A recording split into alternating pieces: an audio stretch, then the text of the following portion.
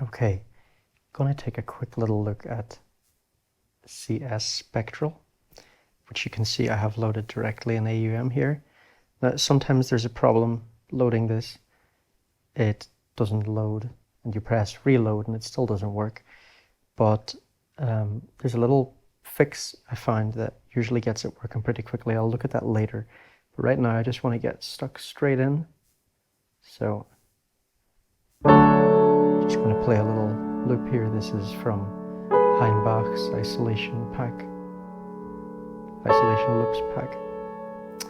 Okay, now open CS Spectral here.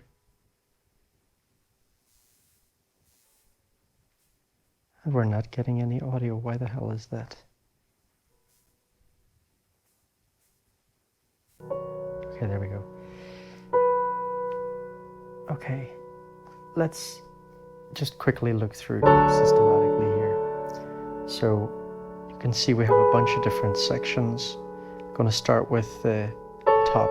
I'm not going to go through everything about this app. It's just a very quick overview. So top left we have the input section and a few things you can do there. One thing I would point out is you can see that the M2S button is blue. I just depressed it so it's white. That's really nice. That's turning this, if I press this, it's turning that mono audio into stereo. Okay, that's all I want to look at really in that section. Then on the top center, you can see this spectral waveform type. Looks like a wavetable, and that kind of gives you some real-time idea of the effects, what they're doing to your audio. If we press the control button, and by the way, in this app, if something is black, that means it's not on, and if it's blue, it's on. So if we look at the top here, the input section on the left is on. If I press input, that's okay, that's not working. It must be because I pressed live. If I go to the right, okay, I press output. See, it's black, so there's no output at the moment. Press it, now there's output. Right. So this control section in the top center has 3 XY pads, and it says phase vocoder. That refers to the section down below, the spectral section. You see there's 7 different options in the spectral section. So anytime we want to control those, we can use the XY pads to do that. Okay, top right, the output. Okay, the most important thing I would just mention here is the mix knob. So on the bottom right of that section, at the moment that mix knob is up at full. I'm going to bring it down to the center so we keep some of the dry signal, because a lot of these effects can be pretty serious, and that's fine for some things, but if you want something that's a bit more melodic and actually sounds good, usually you might want to be careful with the mix levels. Okay, so the section below is we have the choice between file player and live input. At the moment I'm not going to talk about the file player, I just want to look at live input. One interesting thing here is you look at the 3 buttons, retrig, freeze and speed. So just to mention, this freeze button is really cool. It freezes the audio input, and then we can manipulate that. See, why that's not completely frozen is because the mix is not fully wet, right? But if I turn the mix knob up, now you hear, turning the mix back to 50-50, so now we're getting frozen and the dry signal as well. Okay, now the speed knob, that's pretty cool. I'm just going to turn the mix up completely wet again. Bring the speed knob down, we can manipulate the speed in real time.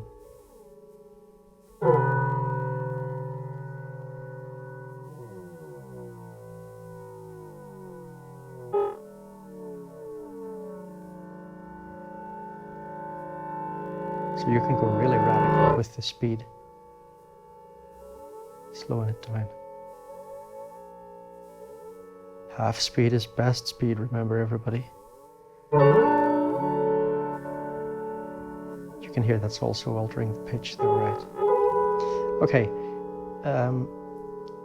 on the right side, most important thing to pay attention to is this mute button, because sometimes when you select a preset, for example, sometimes when you select a file in the file player and then you change back to live input, you suddenly have no audio. Usually the reason is because it has automatically turned on the mute button when you go into live audio. So you need to unmute that. Okay, now go to the section below. On the left we have filters. Below that we have delays. Then we have the spectral section, reverbs and cutters. So first let's look at the reverb. Okay, so first I'm going to put on some reverb here. Now I just spent about 10 minutes playing around and finding things that I think sound pretty good with this particular loop that I'm playing. So, okay, so now I've turned the reverb on. So the first reverb is on, that's the waveguide reverb. Second one, phaser. Turn the mix up a little bit. Third one, it's called ball in the box.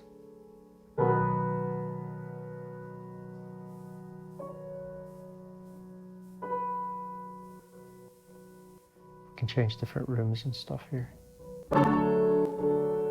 Some of these things you need to be very careful when you're working live.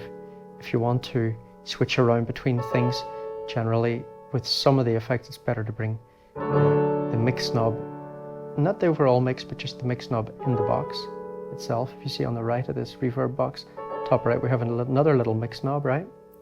So I'm going to turn down the master mix, actually. But yeah, if you want to switch between effects, sometimes it's good to bring that little local mix knob down, because otherwise you might get some glitches and stuff. It's just the nature of the way some of these effects work. Same thing with like normal delay, for example.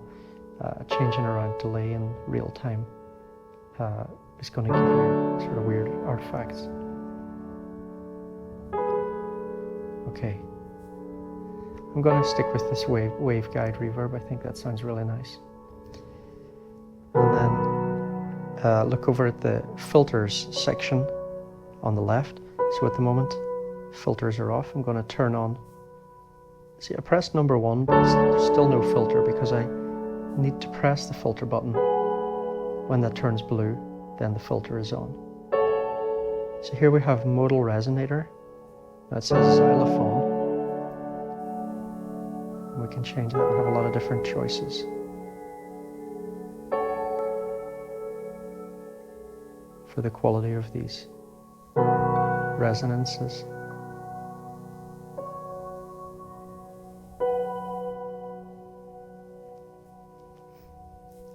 Second one, multi-mode filter. Okay, so just pay attention here to the first button, mode. When this button is right down, it's fully a low pass filter. If we put it up to around the middle, it becomes fully band pass. If it's here, it's high pass filter, but we can mix between those, we can blend filter types. And you see that percentage there. At the moment that's 50-50 low pass and band pass. Okay, now it's 36% low pass, 64% band pass. Right. Third filter, comb filter. This is worth taking a little look at. So we have 3 different notes. Note 1, note 2, note 3. Turn the mix up a little bit. Now this is very high. Normally wouldn't want something so strong, but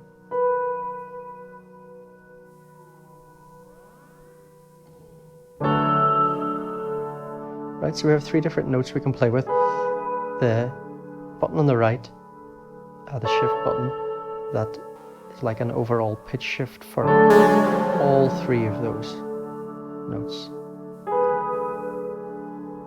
Okay. Below we have delay. So again, 3 is selected, but it's not actually on. So I'll turn it on by pressing delay. Right now this delay is on.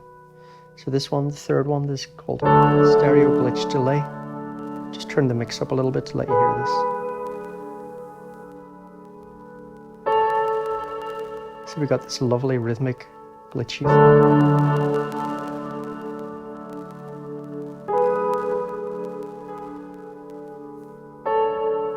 The second one is a lo-fi delay.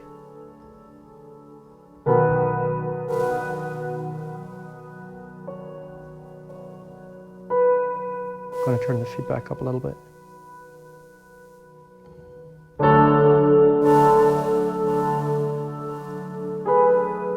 You see that's bringing in the delay is basically a kind of noise.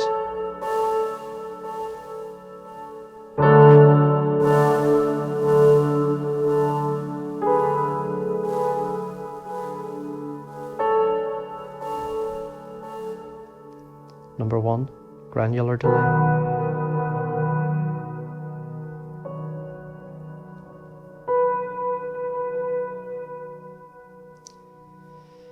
Okay, go to the bottom right, the cutters section. So now I've selected cutter number 1, but it's not on. So I'll press cutters.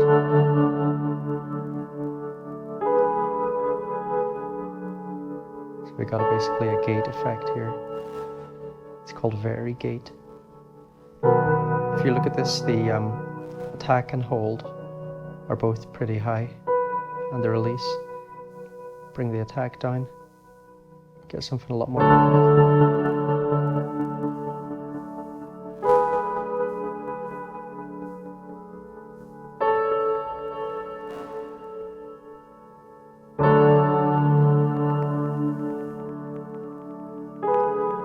This changes the speed of the rhythm. Turn the mix knob up.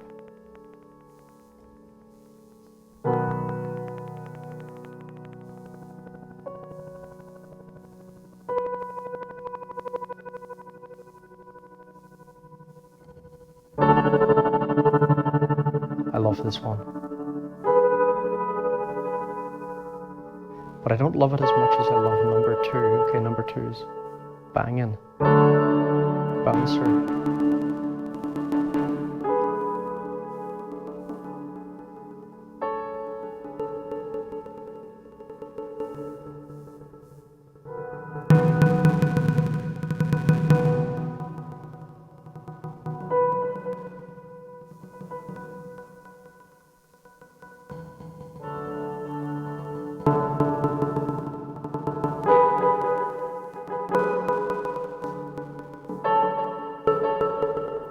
With this drop button, you can trigger. You get a bit more control over the rhythm. Boom, boom.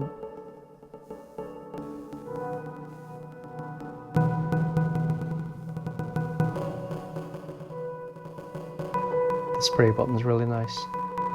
Listen to that stereo effect.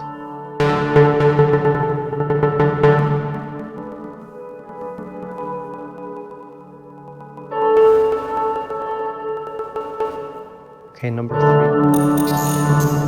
micro cutter.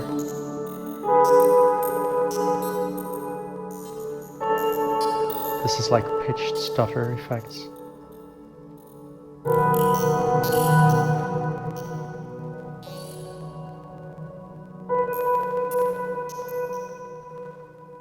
Okay, but now let's go and middle section. Let me bring the mix down. I'll put the mix up very high there just for demonstration purposes.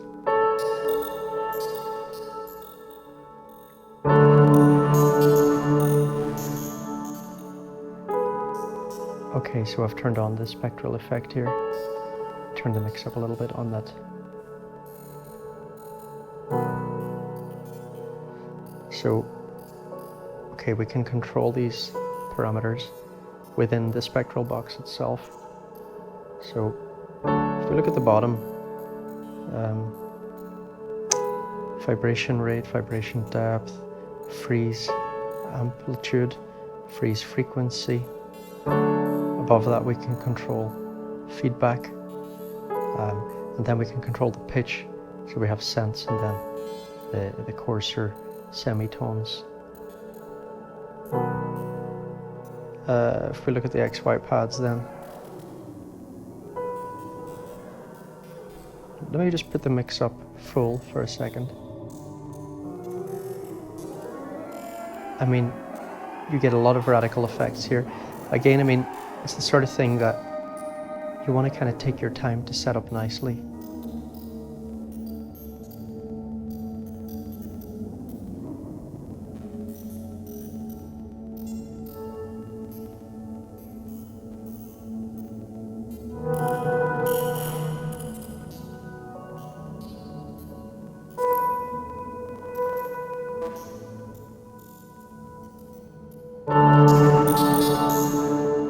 Bring the mix level down a little bit again. Okay, spectral effect number 2, spectral warp.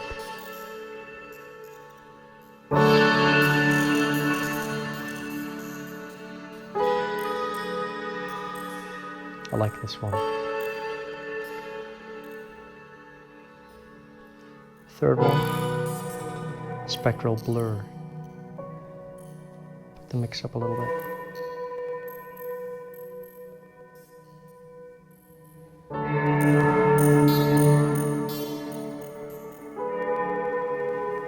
Change that delay. Let's go for the glitch delay.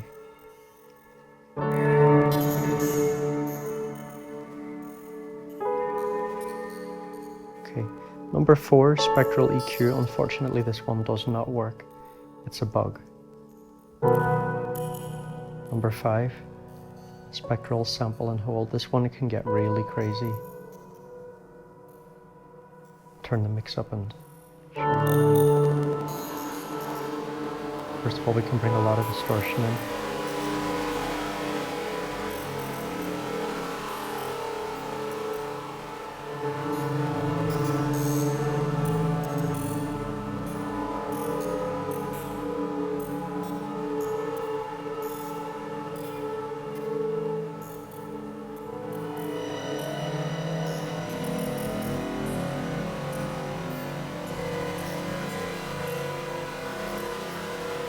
Okay, number 6, spectral buffer. This is really nice. Go and turn everything else off. Turn the mix of this up.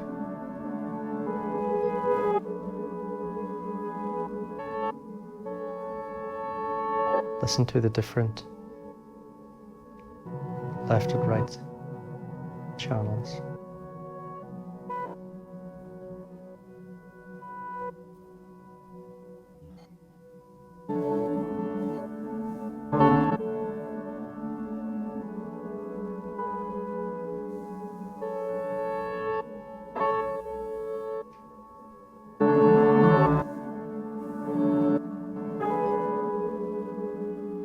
Okay, number 7, spectral resynth.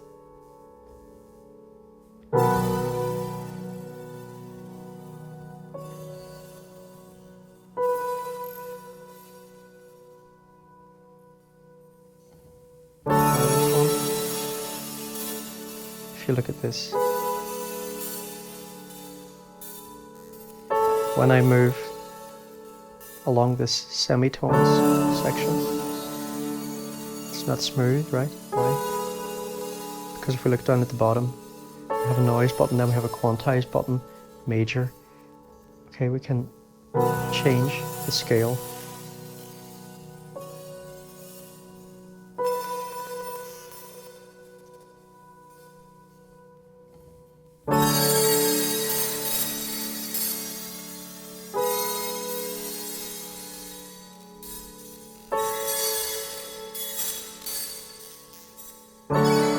Change the oscillator type.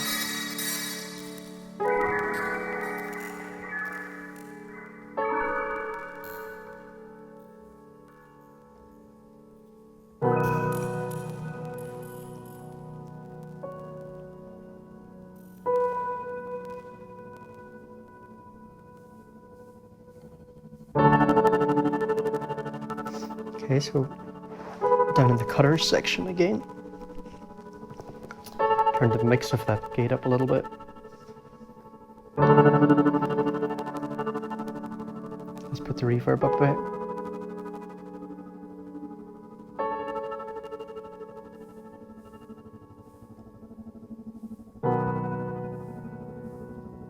Putting the spectral mix up a bit.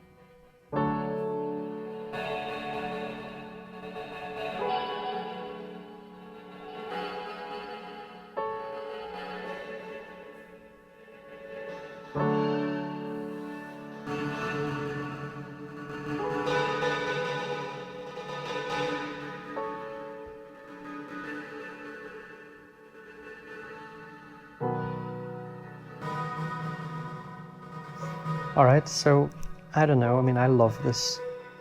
It's a pity that it's not AU, it's a pity that developers don't seem to be upgrading it, and so on. But this is a pretty banging effect, I think. Really got some great possibilities in there. So, for some people it'll definitely be worth it, despite the little niggles of opening it in AUM and so on. It's also a little bit of hassle loading files into it, but it doesn't really seem so far that there's anything that I personally haven't been able to get a workaround for. So I'm very happy with this purchase, even though it's not a very cheap app. Alright, you find this useful, guys and girls?